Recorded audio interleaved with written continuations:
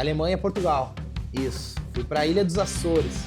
Joguei contra Benfica, Sporting, Porto, marquei Rafael Leão, João Félix, essa galera toda, né, onde a gente consegue absorver os atletas, tanto em questão de hotel, né, e competições maiores, para estar mostrando eles pro mercado. Então... Fala galera, seus bandos de curioso. Hoje eu tô aqui com meu amigo Rafinha. Beleza? Rafinha Morlix.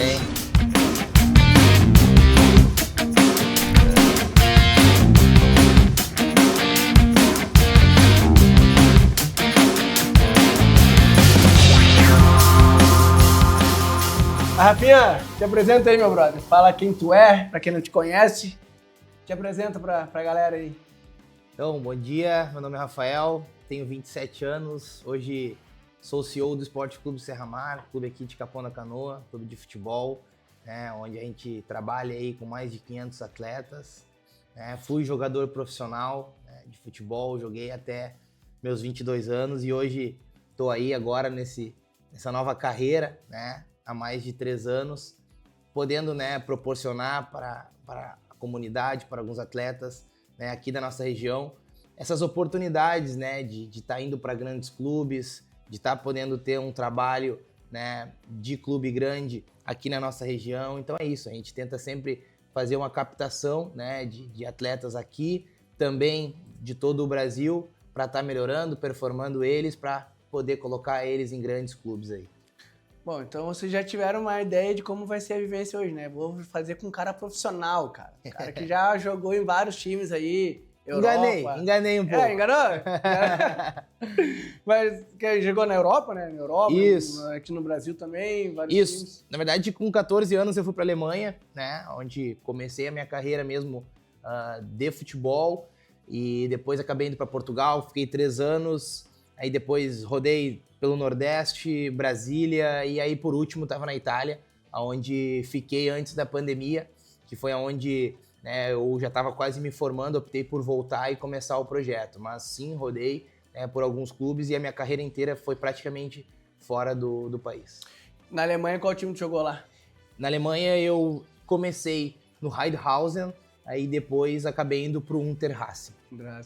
E o que tu... Quanto tempo tu ficou na Alemanha? 1 ano. Na Alemanha, 1 ano. E o que tu aprendeu lá, assim? O que tu veio de diferente, que é... não só da cultura alemã, mas do futebol, da parte estrutural, assim, do futebol brasileiro pro alemão, assim. O que tu viu de diferença? Você que já faz, quando tu tinha 14, né? Isso. Cara, então, na Alemanha eu achei muito interessante, né, e achei muito bacana a responsabilidade dos atletas e a fidelidade que eles tinham com as pessoas que estavam ali trabalhando para eles, né? O comprometimento com o horário, com a disciplina, com a questão tática, com a questão técnica, né?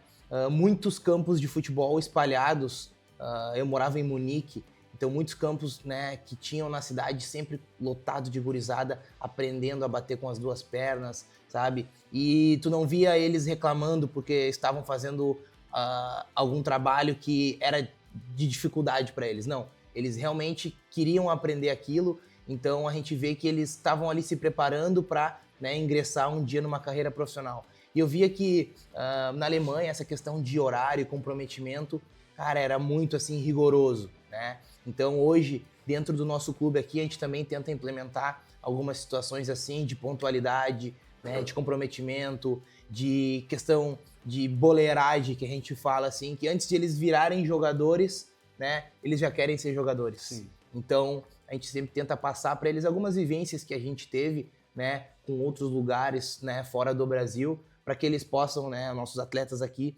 entender um pouco de como é para chegar lá, porque não é simplesmente ser bom no futebol, não. Hoje o pessoal te avalia na maneira com que tu cumprimenta eles, que tu olha no olho deles, que tu fala com eles, que tu tem um entendimento de jogo conforme o clube pede, né, questões táticas, técnicas, isso nem se discute. Então, hoje não é simplesmente ser bom no futebol. Hoje envolve muita coisa e tu tem que ser realmente atleta, né? Sim.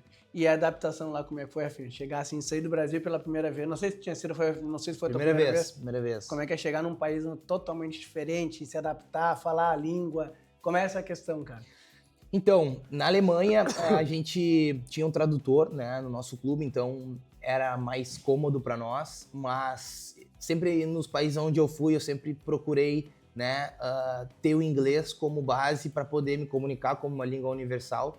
Então, o próprio clube cedia um curso de alemão para nós, onde a nossa professora falava inglês. Só que com 14 anos eu não tinha um inglês, né, muito bom, fluente. Então, era assim, desafiador, porque eu tinha que aprender o alemão e o inglês junto. Então, eu estudava bastante fora dos treinos, né. A questão do clima foi muito complicado, porque eu cheguei ali perto do inverno deles, então cheguei a pegar menos 16 graus na Alemanha, campo coberto de neve. Não foi fácil, mas eu estava muito disposto a pagar o preço realmente para virar jogador, para ser jogador. Eu estava na Alemanha, né? Sim. Então, acho que é o sonho de toda criança, todo adolescente, sair um dia do país para jogar, e eu, né, só tive a agradecer as pessoas que me ajudaram e me fizeram chegar lá. Então, eu realmente me dedicava muito, treinava muito, e qualquer dificuldade eu conseguia, né, superar e passar essas barreiras. Ah, que legal, cara. Mas só imagina, acredito eu, né? Imagina assim, pô, sair de Capão, né, uma cidade pequena, para ir jogar num país que, pô, tem um futebol muito acima da média, né? E lidar, viver algo totalmente novo, sair da água pro vinho, literalmente, vamos dizer assim, porque, cara, tu vive algo que só vendo na televisão, videogame, coisa mais. Quando vê tu tá lá, tendo que jogar na neve, tendo que ouvir língua provavelmente não tinha só alemão lá, já tinha outras pessoas de outros países tudo lá que também. Era canto, atletas, outras culturas, assim, que não dá aquele choque cultural de início, assim, cara, o que eu tô fazendo aqui? Aquele receio de, será que eu vou aguentar? Como é que é essa questão, assim, mano, quero voltar, tá top, como é que é esse choque? Eu sempre tive uma facilidade boa de fazer novas amizades, assim, então aonde eu chegava nos vestiários, assim, eu conseguia desenrolar, não era um cara muito fechado.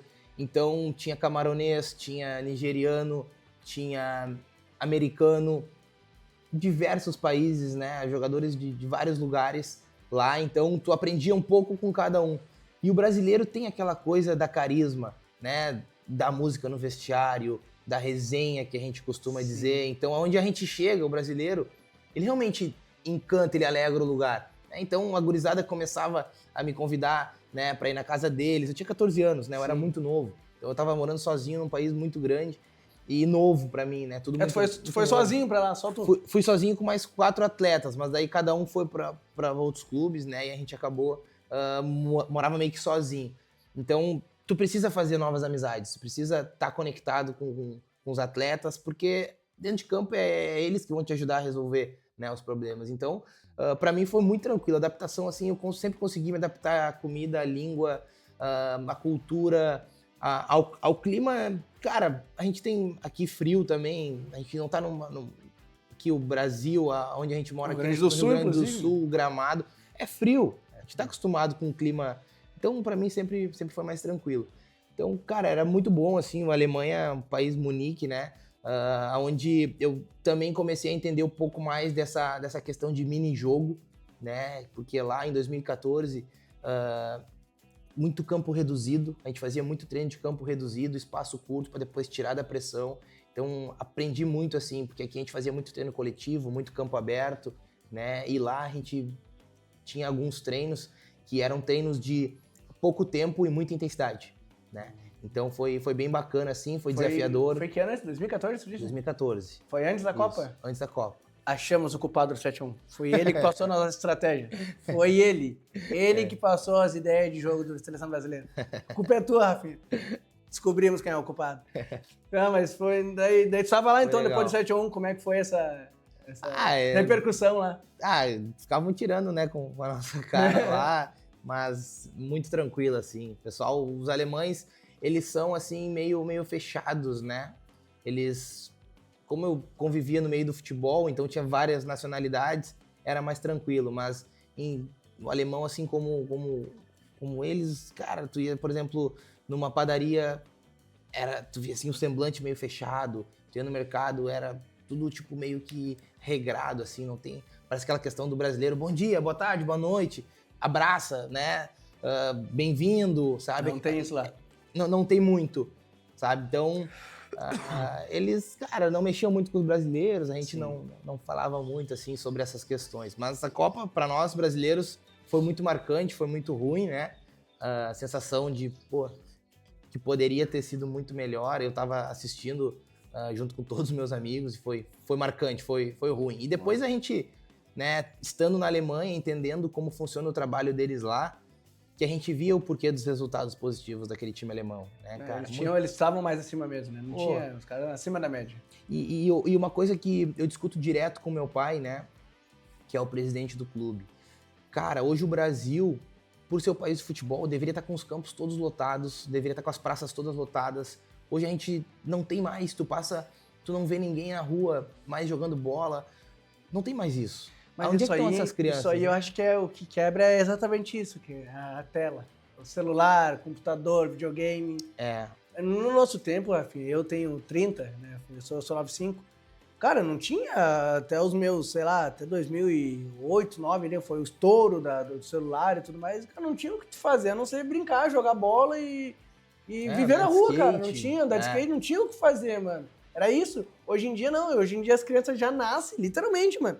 Nasce, sei lá, no primeiro mês de vida, a mãe já compra um adaptador pra botar no balanço, ela ficar assistindo desenho. É verdade. Entendeu? E lá na Alemanha eu vi essa diferença, cara, que os campos todos de praça lotado de criança.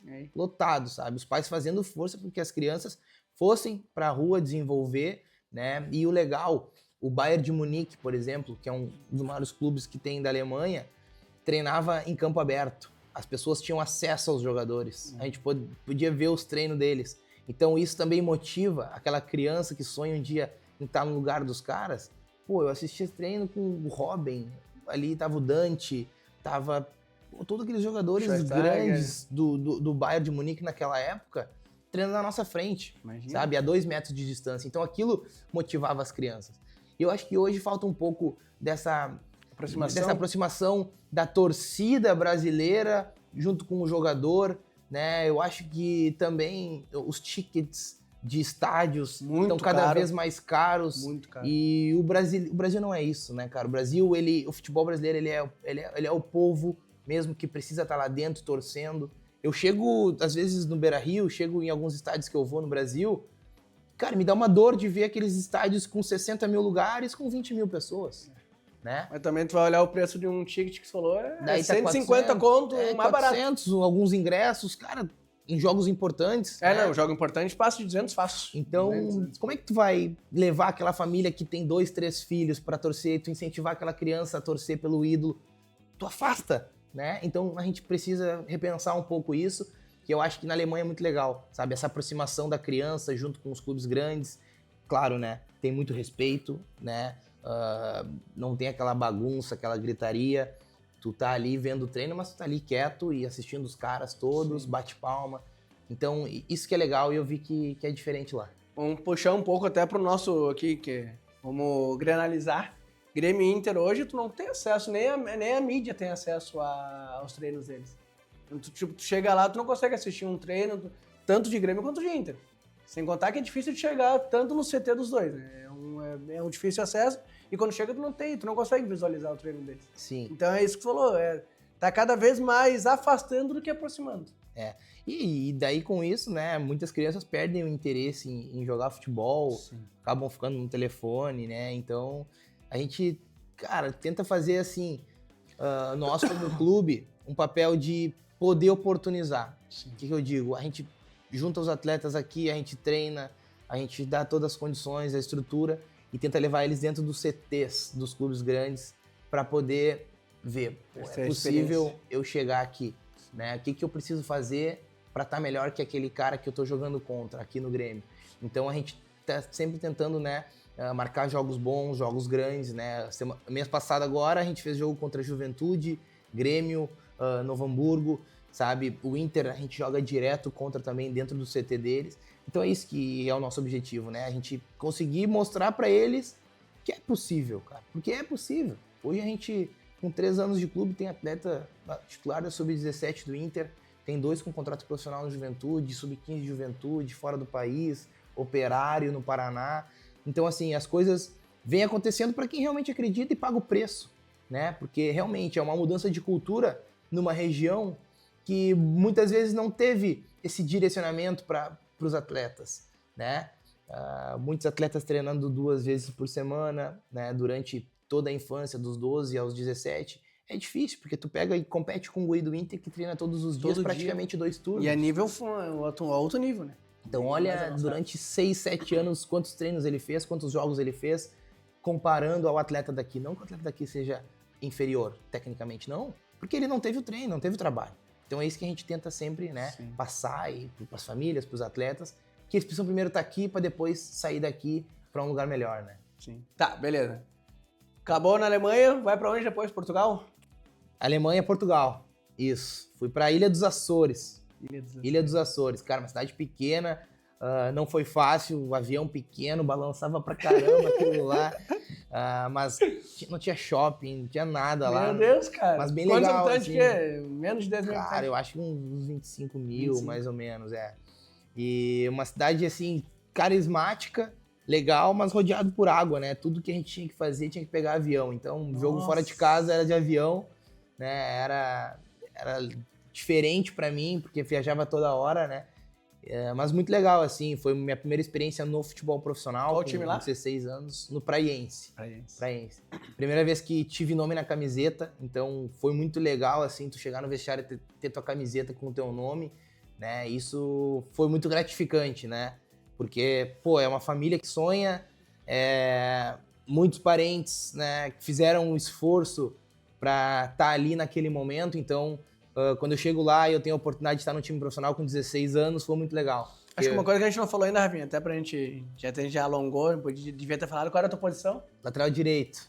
Na verdade, eu sempre fui meio campo e volante, né? Daí agora eu vou contar um pouco de como eu virei lateral. Mas eu tava lá em Portugal muito bem, aí meu pai acabou me emancipando para eu poder assinar contrato profissional, né? E acabei indo bem, jogando, né? No meu primeiro ano de profissional ali, joguei alguns jogos. E aí depois recebi a oportunidade de ir para Naval 1º de Maio, que era um time de primeira divisão, né? Lá em Portugal também, mas daí já não era na ilha, era mais perto de Lisboa ali, do centro.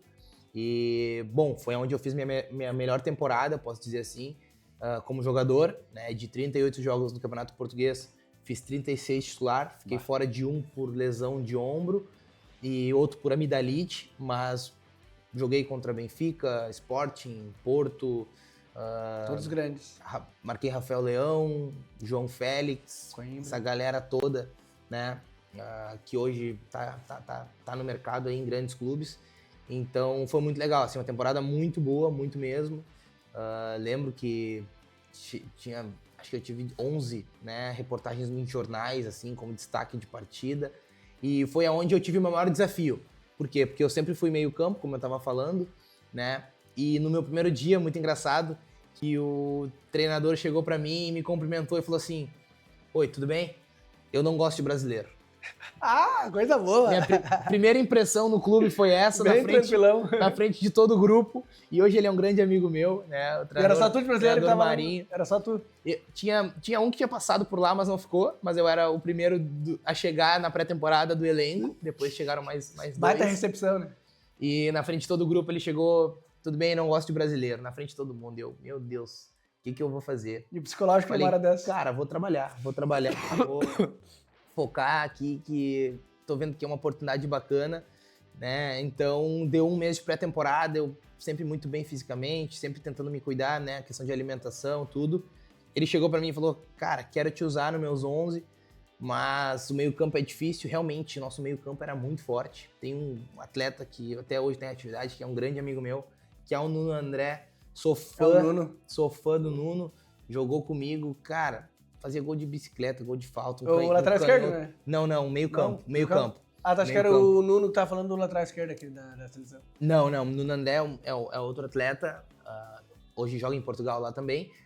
E, cara, não tinha como jogar naquele meio-campo, né? Reconhecendo mesmo os atletas que estavam lá naquele plantel. Então o treinador falou: "Rafa, vou te usar na lateral direita." E aí que tá, né? Aquela questão de tu conseguir abrir tua mente pra entender que tu precisa estar entre os 11, não importa a posição. Muitos atletas, às vezes, querem jogar onde eles gostam, aonde o Neymar joga, aonde o Ronaldinho Gaúcho jogou. E, cara, às vezes tu precisa pensar: eu quero jogar, quero aparecer. E foi onde o Marinho, meu treinador, chegou e falou: "Ah, vou te botar na lateral direita." beleza, fui, fiz 2 treinos, 3 treinos. E aí nossa estreia contra o Benfica. Que estreia, hein? Aí eu lembro até hoje, minha família inteira se reuniu aqui pra assistir na televisão, porque passou no canal aberto, né? E a gente tá perfilado assim pra entrar no campo. Eu olho pra arquibancada, tá subindo na arquibancada assim, Luizão, Mitroglou, Jonas, naquela época, tudo no Benfica, né? Pra assistir a partida. E aí a gente tá perfilado assim, os 2 times. E aí meu amigo me cutuca na frente e fala assim, Rafa, tu vai marcar esse cara aí. E aí eu olhei pro lado do João Félix, né? Ah, barbado. E aí eu falei, caramba, primeiro jogo na lateral direita, vou marcar João Félix. uma das promessas de Portugal, uma das revelações de Portugal. E ele tava em altíssima forma. Estavam quantos anos nível aí? alto, 18 para 19. 18 para 19. E, cara, fiz um baita jogo. Fui muito bem. Foi ali onde eu me firmei de lateral e consegui fazer toda a temporada, né? Fui realmente ali um jogador importante, porque não tive lesão, né? Me cuidei, consegui dar bons resultados para nossa equipe. E aí acabou a temporada, né? Quanto foi esse jogo? Quando terminou esse jogo? 2-1 pro Benfica. 2-1 pro Benfica. Não foi fácil, não. Tava 1-1. Tanto que eu lembro que o João Félix estava no meu lado, e aí eu tava marcando tão bem ele, tava dando pau nele, cara. Tava dando pau nele. Ele foi lá pro outro lado. No segundo tempo, ele foi lá pro outro lado, não tava conseguindo jogar. E aí, eu não lembro quem caiu do meu lado ali, mas era um dos jogadores também fortes da base ali do Benfica. E foi um jogo muito bom, assim, muito marcante pra mim, porque foi minha estreia na lateral e eu marquei hoje um dos melhores jogadores do mundo, podemos dizer assim. Né? Seleção de Portugal, tá no Atlético, né? E não sei onde é que ele tá agora, a última vez que eu vi ele. Tava no Atlético de Madrid, então... Cara, é um jogadorzaço, assim, jogadorzaço. Tu nunca sabia o que ele ia fazer, imprevisível. E eu tinha que estar sempre atento, né? Ligado em todos os movimentos dele, tanto de marcação quanto de drible. E foi difícil. Assim. Ele foi um dos jogadores mais difíceis que tu já enfrentou? Ele e o Rafael Leão, que depois foi pro Milan, né? Seleção de Portugal também. Grande jogador, muito alto, né? As pernas muito compridas. Então, jogador duro de marcar também. Tá, daí beleza, saí de Portugal, vai pra onde?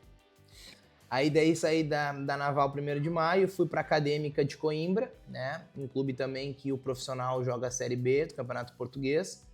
E eu tava jogando ali a Distrital, que era a 4ª divisão, junto com o time B, que é Sub-23 ali, né? Fiz uma temporada ali, e aí acabei que voltei pro Brasil depois dessa temporada, joguei um campeonato cearense aqui pelo Crato, né? Subimos o Crato, e aí fui pro Barbalha, né? No Barbalha joguei a 1ª divisão do campeonato cearense, fomos campeão, ganhamos vaga pra Copa do Brasil, e depois disso, um dos diretores do clube ali, que era presidente do Icasa na época, me perguntou se eu queria voltar pra Europa, porque eu já tinha passado muito tempo lá, se eu queria voltar pra Europa, porque ele tinha uma porta aberta na Itália. Eu falei, com certeza, né? Porque eu tinha chance de tirar também meu passaporte italiano para poder ingressar e viver na Europa. E aí não pensei 2 vezes e me fui, né? Me fui pra Itália, onde foi muito legal, cara. Experiência também, assim, ó, sensacional.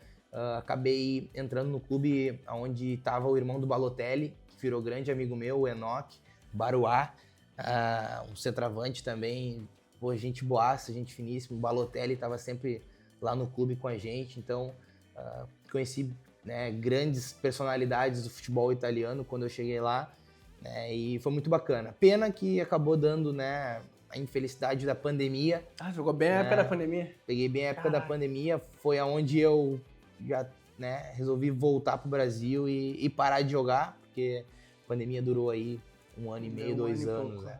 Então foi onde eu resolvi parar, tava me formando já em educação física, tinha passado por um monte de experiência e falei, cara, vou começar a trabalhar com futebol, vou realmente encarar esse desafio de assumir um clube e começar a oportunizar a gurizada que muitas vezes não tem essa visibilidade e pessoas que gerem que não tem algumas experiências que eu tive, sabe? Porque assim, posso ser bem sincero, morei em hotel de luxo, tive comida top de buffet, e também morei num colchão, às vezes quase encostando no chão, com uma umidade difícil, comendo marmita com arroz e mortadela durante 6 meses. Então, assim, tive ótimas experiências, e tive péssimas experiências. Então, hoje eu consigo realmente, assim, cara, entender o que é uma possibilidade real para um atleta meu aqui no clube, sabe? De oportunizar, de levar, porque hoje é muito fácil tu conseguir uma avaliação em qualquer clube. Só que como é lá, como são as condições, né, que o clube vai dar? Será que realmente é um alojamento bom?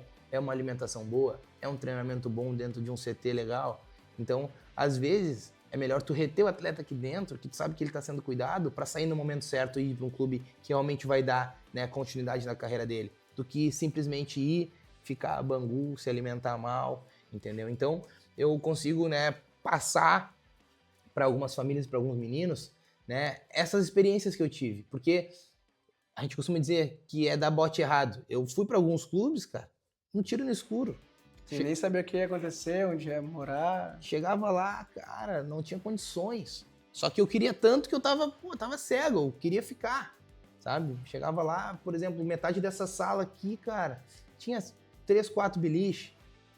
Comida, não sou de reclamar de nada, assim, mas para um atleta, a comida não era adequada, sabe? Vinha arroz com, realmente, mortadela, carne com osso, quando só tinha, e gordura. Às vezes nem tinha. Aí tu pegava meio-dia pra comer de noite. Enfim, eu acho que é ruim, é feio tu reclamar de comida. Mas assim, pra tu poder performar um atleta, pra tu É poder diferente, né? conseguir correr, é difícil. E graças a Deus, tipo, eu consegui entender que eu precisava de proteína no meu corpo pra poder melhorar, pra poder recuperar aquele treino, aquele músculo, aquela fadiga.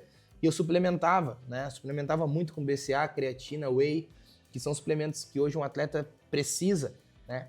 Então, eu vejo muitos atletas aqui que querem chegar, mas realmente não pagam o preço, que é se cuidar na alimentação, é fazer um treininho a mais de academia, fazer um treino a mais funcional, não. Eles acham que o talento deles e o treinamento que eles vêm aqui basta, entendeu? Mas será que isso E não é um hoje pouco de... Agora, aquelas minhas perguntas de momento achismo, assim, momento total achismo. Será que isso de eles chegar já achando que vão ser grandes, assim, não é um pouco por causa da mídia, Rafi? Porque normalmente, o que é o nosso normal? A gente mostra o melhor do nosso dia ali. O Instagram, a rede social, são partes boas do nosso dia. Então a galera, será que não fica um pouco alienada naquilo ali de um jogador chegar só mostrar o CT bom? Então eles acham que ele tem que ter um CT bom, só mostrar a parte da comida boa. Será que não é um pouco disso? Porque naquele nosso tempo, como eu te falei, né? Como a gente tava falando, não tinha. Então a gente tinha que chegar e saber como é que era. Hoje, como eles acham, quando eles vê a mídia de outros jogadores, acham que todo time é aquele jeito, todo clube é aquele jeito. Será que não é um pouco disso? Cara, o Djalminha postou uma matéria essa semana, até foi uma entrevista que ele deu, muito interessante, que todos os jogadores, todos os atletas, eles querem ser jogadores, mas eles não querem fazer o passo a passo até virar um jogador. E o mesmo jogador que joga Champions League, ele é jogador também jogando a Série D. O que eu quero dizer com isso? Muitos atletas querem jogar Champions League, mas não querem jogar a Série D. Não querem viver o processo. Então, eles acabam, obviamente, né, os atletas de 16 anos, vendo o Endrick ser vendido com 16 anos, vendo ele andar de carrão, vendo ele morar em Madrid. Então, isso acaba influenciando, obviamente, a rede social tem um papel muito importante, e não sei se é importante a palavra certa, mas que influencia total no sonho dos meninos. Eles não vão acompanhar um atleta de Série D que tem dificuldades. Não estou falando de forma geral, porque tem muitos clubes de Série D, clubes de Série C que são tem uma estrutura boa. Bons, muito bons, né? Eu já joguei em clubes de Série D e Série C. Mas os atletas, eles vêem só o topo. E aí, eles não se preparam até chegar lá. Eles acham que é simplesmente tu vai sair aqui do Serramar hoje e tu vai chegar no Inter e depois tu vai ser vendido pro Barcelona. Não. Existe um processo, existe um caminho, né? E muitos acabam se influenciando, né, por grandes celebridades que é menos que 1%. E a gente tem pesquisas estatísticas, né, que são poucos que chegam lá a esse nível de Neymar, Vinícius Júnior, né, os atletas brasileiros que realmente performam de forma estratosférica. E se mantém no topo, né? Porque a gente vê muitos casos de atletas brasileiros que saem de grandes clubes aqui, chegam na Europa, batem e voltam, não conseguem se adaptar lá. Então, temos um caso agora recente aí que, não, pelo amor de Deus, né? Quem sou eu pra falar isso? Mas, cara, ele foi vendido como uma grande estrela que ninguém imaginava que aos 29 anos ia voltar pro Brasil, que é o Arthur agora voltou pro Grêmio. Voltou? Voltou, tipo, não é que não deu certo, obviamente, né? Pô, cara, jogou em Liverpool, Barcelona e tudo mais. Mas, pô, o que se esperava do Arthur, entendeu? Se esperava algo muito mais dele. Com certeza. Mas não que ele voltasse com 29 anos. Então é mais ou menos isso. A gente vê, né, que existe sim uma certa pressão por conta da idade no Brasil, por conta dessas vendas precoces, assim, cedo, né? Só que não são todos, né? Eu digo pros atletas aqui, cara, com 18 anos, 19 anos, tu pode virar jogador. Só que eles falam, não, mas o Endrick foi vendido com 16, o Estevam são 17. Então, acaba que eles se influenciam muito pelos outros e não pensam na carreira deles, porque existe tempo de maturação, existe, né, ali atletas que vão conseguir desempenhar um melhor nível físico com 18 para 19 anos, não necessariamente com 15 anos tu vai estar pronto, 16 anos tu vai estar pronto para subir para um profissional que nem foi o Neymar. O Neymar subiu com 16. Então, assim, são exceções. Então tu não pode generalizar isso. Tu tem que saber o tipo de jogador que tu tem. E uma outra coisa que eu costumo dizer para todos os atletas e pais, existem vários clubes que os jogadores podem ser encaixados. Não tem jogador ruim que não serve. Tu tem que saber aonde encaixar o jogador. Porque, por exemplo, o futebol do Rio Grande do Sul é diferente do futebol de São Paulo. O futebol de São Paulo é diferente do futebol de Rio de Janeiro. Então tu tem que saber, vamos dizer assim, o produto que tu tem para poder encaixar naquele determinado lugar, né? Então o atleta, muitas vezes, ele vai fazer uma avaliação no Inter e no Grêmio e não passa, ele acha que não serve pro futebol. Mas não, daqui a pouco, o Rafa, lá, ele tem 1,70 m, ele é franzino, e o Inter tá precisando de um lateral direito que tem 1,80 m, que tem a força física, que tem explosão para jogar o Campeonato Gaúcho. Não precisa do Rafa. Mas o Rafa, como ele é um bom jogador tecnicamente, ele vai encaixar no futebol do Rio de Janeiro, que é um futebol mais jogado, que não precisa tanto de altura e força. Então, não é porque eu não tô no Inter e no Grêmio que eu não sirvo. E isso, muitos têm que entender. A gente fica fechado aonde a gente tá. A gente, né, entra numa bolha, mas não. Tem meninos aqui agora que eu comecei a fazer o quê? Comecei a levar para Minas Gerais, para Rio de Janeiro, para São Paulo, porque eu sei que aqui, muitas vezes, eles não absorvem esse tipo de atleta. Mas quando vem um atleta que eu sei que eles buscam, que a gente chama de perfil, né, lá do futebol, de alguns clubes, a gente leva e oportuniza aqui. Grêmio, Inter, Juventude, como a gente tem alguns atletas. Ah, que legal, cara. Que legal. E agora, né, acho que vale a pena a gente entrar num assunto agora que o cara, além de já morar na Europa, jogou em vários times, né, toda essa história, e o cara agora também, né, tá num pezinho de ator aí. Sei que não pode falar muito, mas o que tu pode falar pra nós essa questão aí de ser um ator agora, rapidinho? Papo é esse aí, conta pra nós. Então, né, como eu joguei em alguns países, né, acabei parando de jogar com 22, comecei a trabalhar com futebol, conheci bastante gente, fui convidado, né, para participar de uma série da Netflix, onde vai relembrar a Copa do Mundo de 1970, né, junto com Pelé, Tostão, Jairzinho, Rivelino, Clodoaldo, toda essa galera. Então, já estive em São Paulo, né, gravando essa série, que vai ser lançada no ano que vem, uma série gigante aí, com grandes, né, figuras do nosso cinema. E eu sou um dos atores, vou fazer o papel de Giancarlo. O cara é da Netflix, cuidado, não é qualquer coisa. Giancarlo De Sisti, que é um ex-jogador italiano, hoje treinador, né, de futebol. Então foi muito legal, uma experiência única, muito bacana em São Paulo. Só tenho a agradecer ao pessoal da produtora O2, da Netflix, Sport Screen, que esteve lá com a gente gravando, né, que fazem um trabalho excepcional, um trabalho assim que eu jamais imaginava que existia por trás daqueles filmes que a gente vê na televisão. Então foi muito legal, assim, para abrir minha mente. E uma coisa que eu nem comentei contigo antes, ali nos bastidores, que, cara, pra tu ser um ator, pra tu aparecer ali na TV, cara, tu precisa ter várias valências. Eu vi lá alguns atores fazendo curso de pandeiro, aprendendo a tocar cavaquinho, falando outro sotaque. Então isso abriu muito minha mente também, né, para os meus negócios, para cada vez mais a gente buscar estudar, buscar melhorar, porque às vezes a gente está numa zona de conforto né? E a gente acha que tá tudo bem.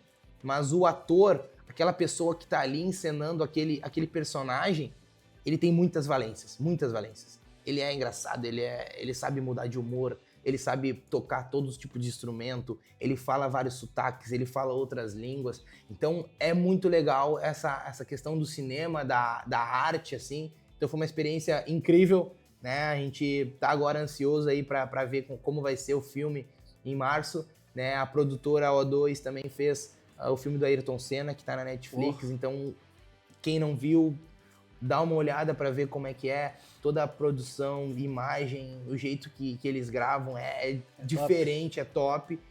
Então a gente tá já chegou a encontrar esse ator, esse jogador que tu vai ser o ator? Não, ainda não. Como ele mora na Itália... Mas né? É bem provável que vocês vão se encontrar em algum momento.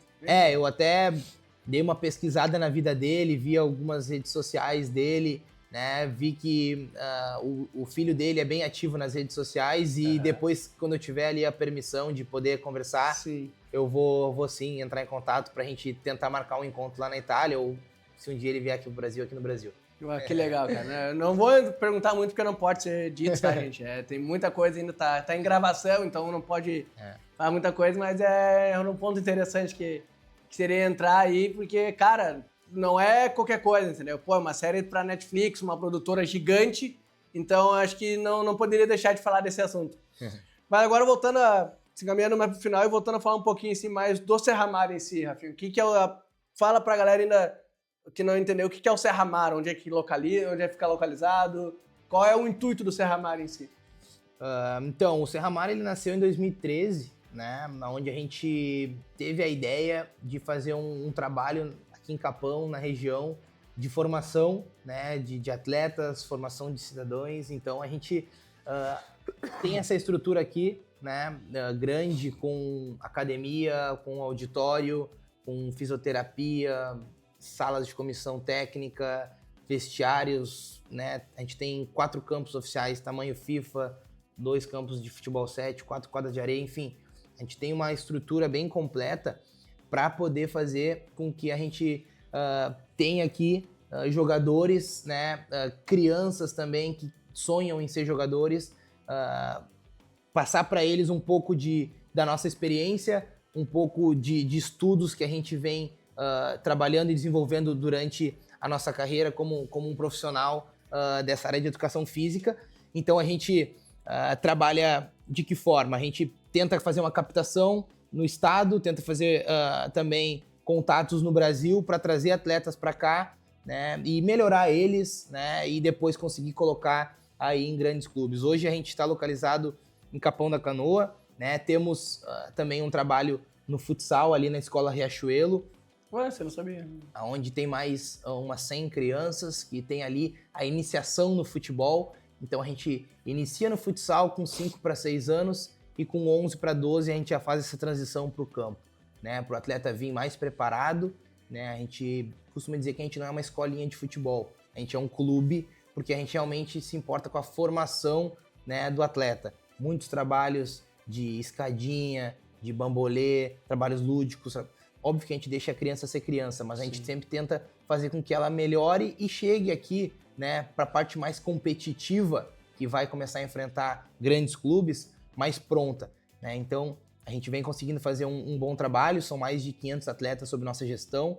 Temos também um núcleo em Santa Catarina, né, onde é o Serramar Esporte, que o Felipe Bertoncini toca lá toda essa parte. Tipo um genoma, assim?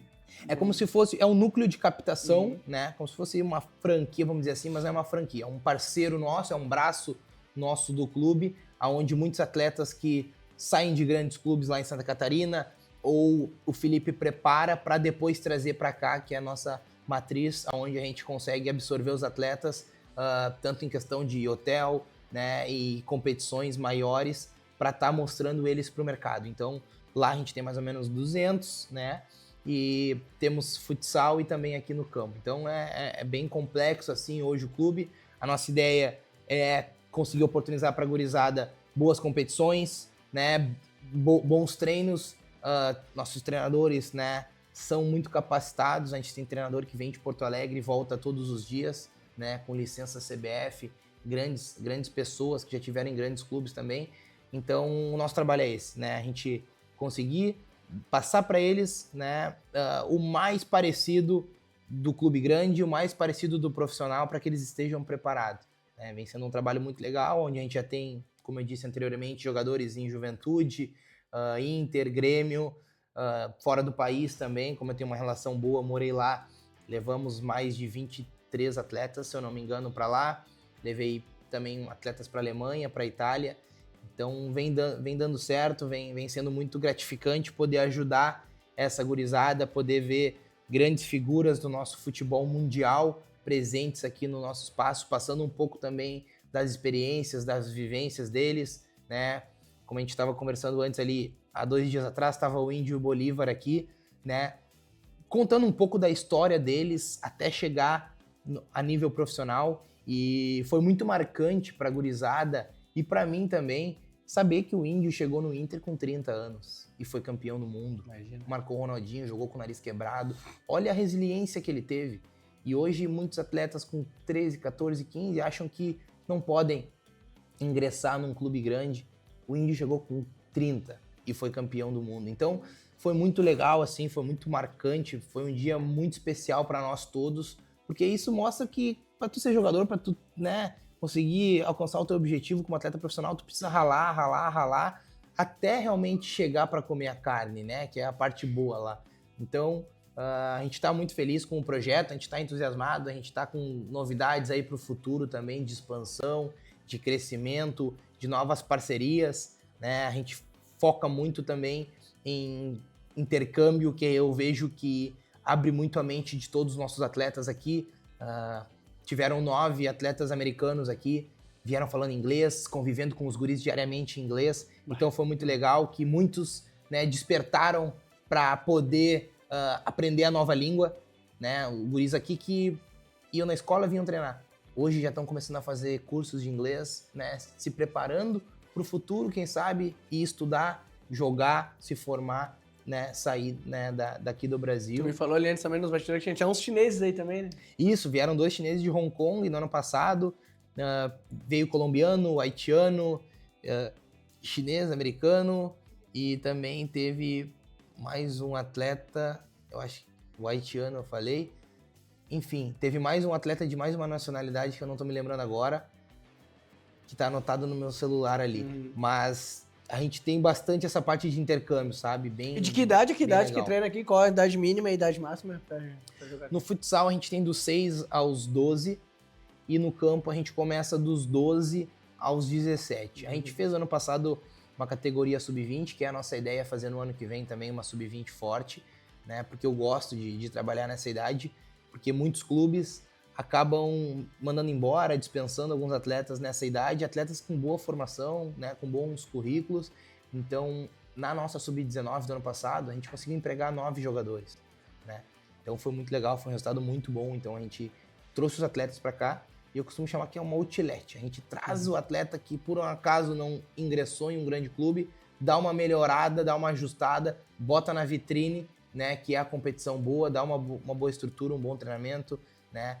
E aí depois a gente recoloca ele no mercado e ele deslancha. Então, a gente gosta muito de fazer esse trabalho, de ajudar, né, de trazer os atletas que muitas vezes não têm oportunidade em outros lugares de seguir aqui para dentro do clube e depois conseguir dar a estrutura necessária e bacana para eles aí. Que legal, cara. Então, pô, acho que tem muita história, né, meu? O Rafinha tem muita experiência, muita vivência do mundo do futebol, não só do futebol agora, como o lado empresário também, né? Então, como a empresa Serra Mar. Então, isso não é lidar com pouca coisa, isso é lidar com sonhos, é lidar com sonhos de criança, que acho que é o sonho de um adulto é uma coisa, o adulto sabe o limite do sonho dele ali, às vezes, mesmo sabendo o limite, às vezes acontece que nem um índio. Tu falou, ele chegou no Inter com 30 anos, mas será que desde os 20 ele já não tinha, desde os 20 e pouco ele não tinha um sonho de jogar no time grande? Com às certeza. vezes acontece tarde, mas acredito que lidar com um sonho de criança é mais difícil ainda, né? Então é uma responsabilidade imensa que o Rafinha tem aqui e que, cara, é assim, é pra poucos, tá? Não é. Rafinha, indo pro final agora, eu faço sempre uma brincadeira com a galera que é balela ou não é balela? Vou te perguntar e tu responde se tu acha que é balela ou não. Se quiser justificar, tu justifica, tá? Quem não vira profissional aos 18 anos não tem mais chance. É balela ou não é balela? Desculpa, não entendi a pergunta. Quem não vira profissional até os 18 não tem mais chance. É balela. Balela. É balela. Hoje a gente vê que o mercado, exemplo, Portugal absorve atletas de 20, 22, 23, 24, 25. Um amigo meu agora foi para a primeira Bundesliga com 26 anos. É um dos destaques da Bundesliga. Atleta que jogou em alguns clubes por aqui, foi para a Europa com 22 e conseguiu, né, e hoje está recebendo grandes propostas de clubes do Brasil. Então, na minha opinião, é balela. Acho que 2 exemplos que a gente tem aqui, né, na aldeia, acho que é o Damião, né, que foi um exemplo no Inter, que quantos anos? Acho que 19 ou 20. Jogou com 20, olha. Que ele virou profissional. 20. E o Bruno Henrique, né, o Bruno Henrique do Flamengo também, que virou tarde também. Mas enfim, só quem tem empresário forte consegue chegar na Europa. É balela. É balela, mas eu acho que para chegar na Europa tu tem que ter um bom caminho. O que eu quero dizer com isso? Tu precisa saber o clube que tu vai chegar, precisa saber o país que tu vai chegar, porque a adaptação é difícil, a língua é difícil, o clima é difícil.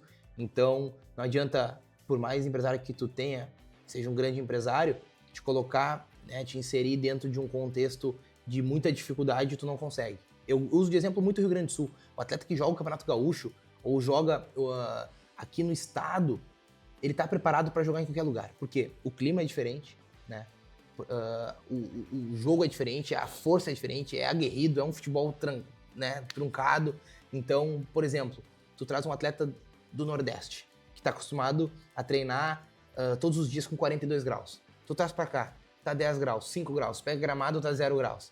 Então, é difícil essa adaptação. Então, o Rio Grande do Sul realmente faz tu conseguir se desafiar para ir para novos mercados, né? Tá, a última aqui pra gente fechar agora. Essa tu vai saber dizer bem. A base no Brasil é menos valorizada do que na Europa. É balela ou não é balela? É balela. Eu acho, cara, que o Brasil tem uma categoria de base muito forte, muito boa mesmo. Muitos jogadores saem daqui muito novo, né? Então isso mostra que a base do Brasil ela é forte, né? Se não fosse, os atletas sairiam só depois de subir pro profissional, né? A gente vê muita venda na base, vê muitos atletas ingressando na Europa já no profissional, saindo do Brasil.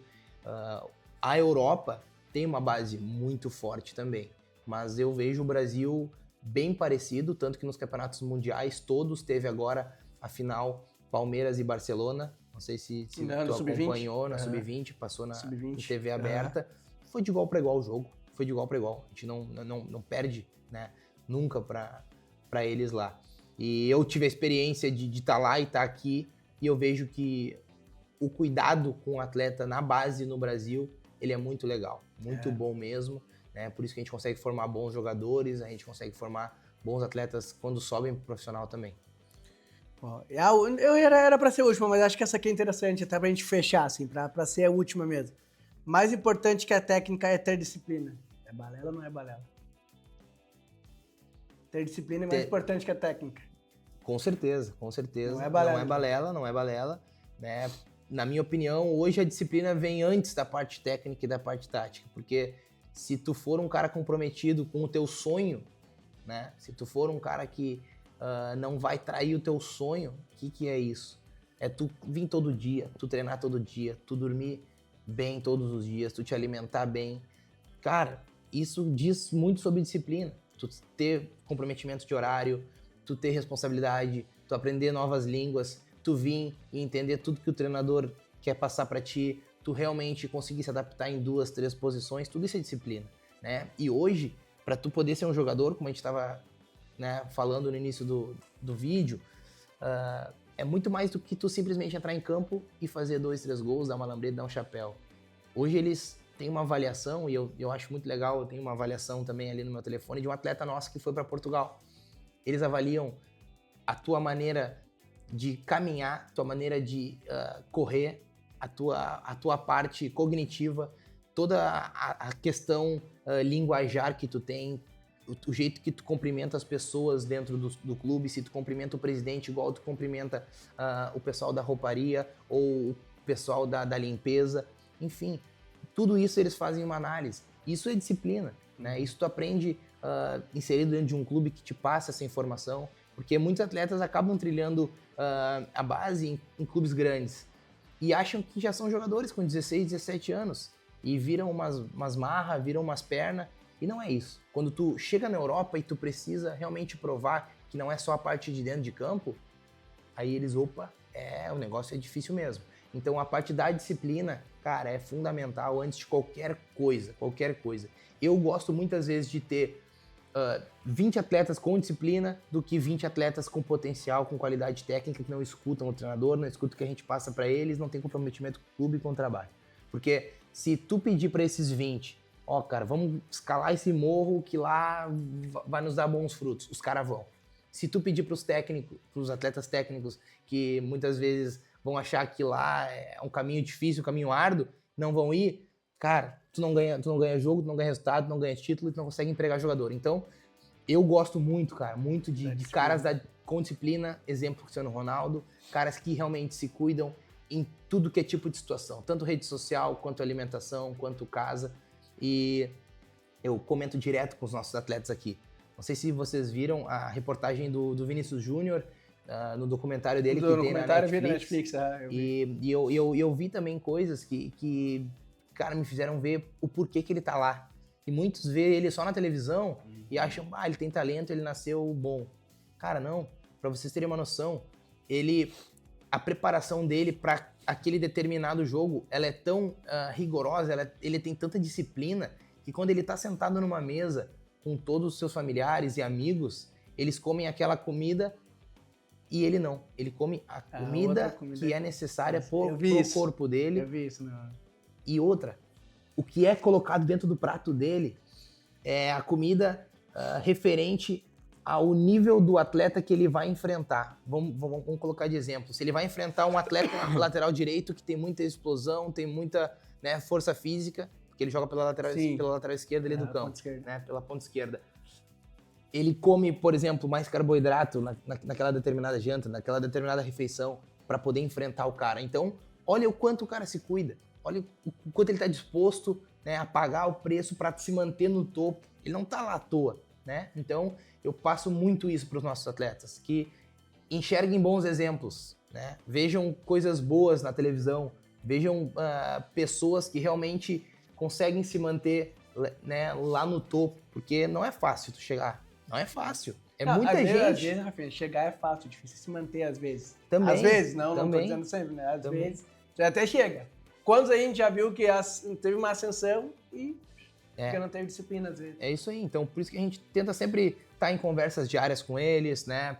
Passar bons exemplos, trazer pessoas importantes que tiveram grandes conquistas, histórias no mundo do futebol aqui dentro do CT, para que eles consigam visualizar, entender um pouquinho mais, né? Como as pessoas fizeram, né? Esses atletas fizeram para chegar lá, o que eles tiveram que fazer, né? Porque não é tão fácil. Não é tão fácil, a gente vê na televisão ali achando que é tranquilo chegar, mas, cara, tem um caminho longo, né? Tem batalhas para vencer. Então tá sendo um trabalho muito legal, assim, muito gratificante aqui pro nosso estado, pra nossa região. E a gente tá aí com mais de 20 atletas em clubes. Isso é muito bacana, muito bacana. Que legal mesmo. Então acho que é isso aí, né, galera? Agora, mas ele me falou uma coisa ali que me fez eu fazer uma última pergunta, mas essa eu não vou dar justificativa. Só vai responder. Messi ou Cristiano Ronaldo? Messi. Então, galera, agradecer os patrocinadores aqui. Papelaria Cabral, né? Tá conosco aí. Então a papelaria é muito mais que uma papelaria, então é bazar, tem decoração, tem todos os utensílios para dentro de casa, então tudo que precisou, corre lá na Papelaria Cabral. A The Guardians Academia está conosco aí também, é um ecossistema. Lá dentro tem tem Muay Thai, Jiu-Jitsu, tem massoterapia, fisioterapia, então é um espaço onde você pode passar o dia tranquilamente lá dentro. Até barbearia tem lá dentro. E conosco também a Los Polos Barber aí, né? Dando um apoio aí no cabelinho, mas já falei pra vocês, não me tirem como base, não tem beleza aqui, então pega como base as fotinhas que tá aí aparecendo. E, né, a padaria Casa das Cucas, que, podia ter trazido uma cuquinha pra gente comer. Faltou a cuca e o cafezinho. Viajei. Na próxima a gente vai. E, ô, Reinaldo, eu tava pensando numa coisa aqui, Reinaldo. Acho que ficou bem grande esse bate-papo, né? Acho que nós vamos dividir em 2 vídeos hoje. Vai ser primeiro, a gente vai botar primeiro no ar o bate-papo e agora a gente vai pra vivência. Porque, mano, o cara tem experiência e eu não tenho zero experiência. O que vamos fazer desafio? Gol olímpico e o que mais? Pode Travessão? ser. Gol olímpico, travessão. Vamos lá. Vamos Vamos? pros Então, desafios. Agora a gente vai pro desafio então, gurizada, tá? Muito obrigado por quem assistiu até aqui e espero que tenham gostado da história do Rafinha aí. Valeu. Valeu, gente. Até a próxima. Ali a gente tem a nossa galeria de troféus. Pô, antes eu tava batendo bem na bola, agora o que aconteceu? Ah, não, cara! Foi! Ó! Ah, não! Na última!